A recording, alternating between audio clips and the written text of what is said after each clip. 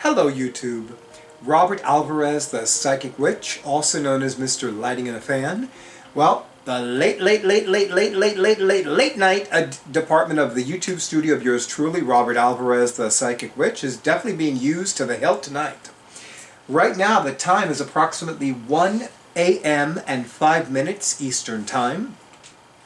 Technically, it is now Wednesday, December 1st, 2021, although it's not yet sunrise, so one could argue that it is still Tuesday, November 30th, 2021, which is why I'm wearing my red scarf, because red is a color that corresponds to the planet Mars, and in magical traditions, Tuesday is the day of Mars.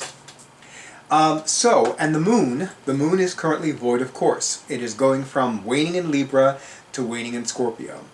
And I wanted to do a quick little video, or ideally a quick video, or a quick little video, on some of the books that I have on my to-be-read list, or to-be-read pile, or to-be-read stack in my case. And there are quite a few, so I'm going to go through them as briefly as possible. So first of all, some of you know that I am a big fan of cozy mysteries. I love cozy mysteries.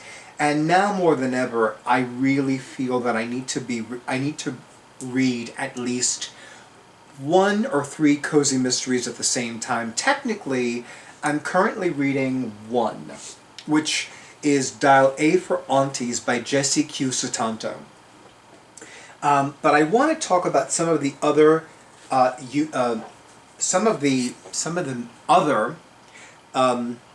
cozy mysteries that I have waiting in the wings, as it were. And I'm going to have Drake, more commonly known as my awesome audiovisual person, do a close-up of this little stack. And by the way, these are not the only books that I have in my to-be-read pile. But this gives you an idea. And for the record, I have a to-be-read pile over there, off camera. And I have another one over there, way off camera. So I am ready, ladies and gentlemen. I am so ready. So Clause for Alarm, which is a Nick and Nora mystery by Ms. T.C. Lotempio.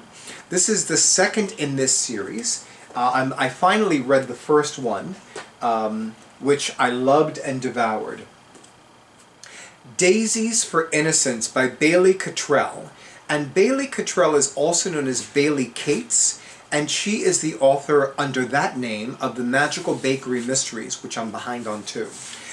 This was actually, this is the first in the Enchanted Garden Mystery series, and from what I remember, there were only 3 of them, which is a shame, but you know. Death by Vanilla Latte by Alex Erickson. So in case you didn't know this about me, I have a warped sense of humor. Because when I began reading the first in this series, which is the Bookstore Cafe Mysteries, when I began reading the first one, Death by Coffee, I would read it in public while sipping a cup of coffee. When I read the second in the series, Death by Tea, I wasn't in public as much because that was after I began reading Death by Tea after the initial COVID-19/coronavirus outbreak, but the few times that I did read it in public, I definitely had a cup of tea with me. I waited almost a year to read Death by Pumpkin Spice, because I'm like, no. I cannot read this book in public unless I have a pumpkin spice latte. A vanilla latte I can have any time of the year, and now that there is a Starbucks less than 10 blocks away from my apartment building, I know I could easily see myself going to that local Starbucks, getting a vanilla latte, and reading this. Elementary She Read by Vicky Delaney, which is the first in... Actually, is it the first? It should be the first. I'm so used to a new series saying first in a series, but I don't see that on the cover. But I believe it is indeed the first in the Sherlock Holmes Bookshop Mystery Series. And by the way, one of the main characters is a black cat named Moriarty. My fellow black cat lovers, we are not surprised. Speaking of cats, File M for Murder, which is the next in the Cat in the Stacks Mystery Series by Miranda James, who, by the way, Miranda James is actually a man named Dean James. I know, right? And of course, the cozy mystery series that always makes me think of Susan Garrett. This is actually, I forgot, this is actually the second in the series. It is a tea shop mystery novel by Laura Childs, and it's the second one in the series, Gunpowder Green. Now, for the record, I'm not medically cleared to drink green tea. And I must admit, the first time that I had gunpowder green tea, I thought it was horrid. But it gives me carte blanche to have any other kind of tea, whether it is a white tea, a red tea, a black tea, an herbal tea, when I do read this book, this novel. I'm very excited about it because I became enamored by the characters very quickly. I am also and of course, since lately I have become very interested in reading short story books. This is called Queer Africa, selected stories edited by Makosazana Zaba and Karen Martin. And I want to briefly read the synopsis about this collection of short stories. In recent years, some African governments have attempted to clamp down on sexual diversity, but Queer Africa will not be silenced, as this groundbreaking collection of stories from across the continent makes clear. There are stories on desire, disruption, and dreams. Others on longing, lust, and love. These stories are representative of the range of human emotions and experiences that abound in the lives of Africans and those of the diaspora. And of course, I happily purchased it at Philly H. Thrift at Giovanni's Room, formerly known as Giovanni's Room. And I actually know that there was a Queer Africa 2, which I have yet to buy, but it is on the to-buy list. And speaking of LGBTQ books, The Killer Wore Leather, a mystery by Laura Antonou. I purchased this, actually, at, I don't think it was a Rainbow Book Fair. I think it might have been. That's ringing in my mind. It might have been a Rainbow Book Fair, or it might have been one of the Flame Cons. But I will tell you that I really loved the premise.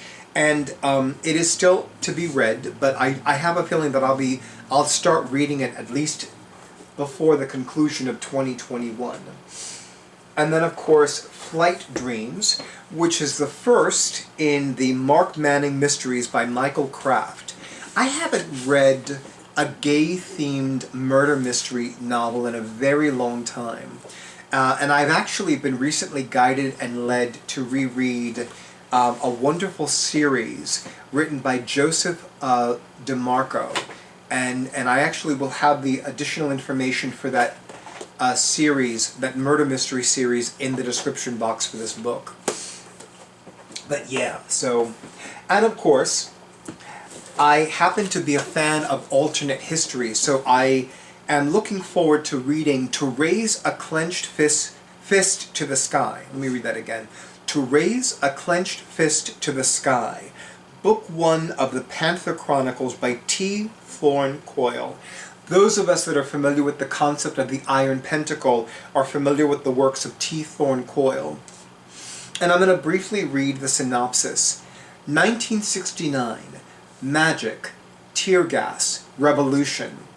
18-year-old Jasmine Jones, hereditary sorcerer, steps off a Greyhound bus in Oakland, California, and walks straight into an uprising. Battling the shadowy danger stalking her family and friends, Jasmine must shake up the Association of Magical Arts and Sorcery and find her place among the Black Panthers, who keep secrets of their own. Book 1 of the Panther Chronicles, an exciting urban fantasy series. I saw this and I was like, I must have this. And again, it's to be read, but it's coming. And of course, in addition to being a fan of the books written by the current and great Dr. Catherine Ponder, I am also quite enamored of the books written by the late and great Dr. Joseph Murphy. And this one is The Amazing Laws of Cosmic Mind Power. I actually didn't know about the existence of this book until shortly before purchasing it, but it is definitely a book that I look forward to reading. Strangely enough, I began rereading one of his books a few months ago, and I found that it wasn't maintaining my attention. I was like, that's so odd. Because I really do dig his works, and I really love what he writes and how he writes. So I'm hoping that I will get back into my Joseph Murphy groove with this book. There are other books that I currently have in the to-be-read pile, to-be-read tower, to-be-read stack, to-be-read list, but I can save that for another video because I think I could probably do a few more videos just on that topic alone. But I want to give a huge, beautiful, massive thank you to all of the authors of all of these books that I have yet to read, whether or not I've already read their works. And of course, I want to give a huge thank you to all of the wonderful bookstores, both in person and online, that have sold these books, because books make a difference, and they certainly make a huge difference in my life. And of course, to all of you in YouTube land, thank you so much for honoring who I am and what I do. Thank you so much for honoring Drake, more commonly known as my awesome audiovisual person, for my YouTube videos and everything he does as well. Thank you so much for all the likes, for all the comments, for all the shares, for all the subscriptions to my YouTube channel. Thank you for those of you thank you to those of you who have scheduled your sessions, and thank you to those of you who have bought me a coffee. I wish all of you a wonderful night, a great day, a beautiful week, a wonderful weekend, and of course, stay tuned for the next video.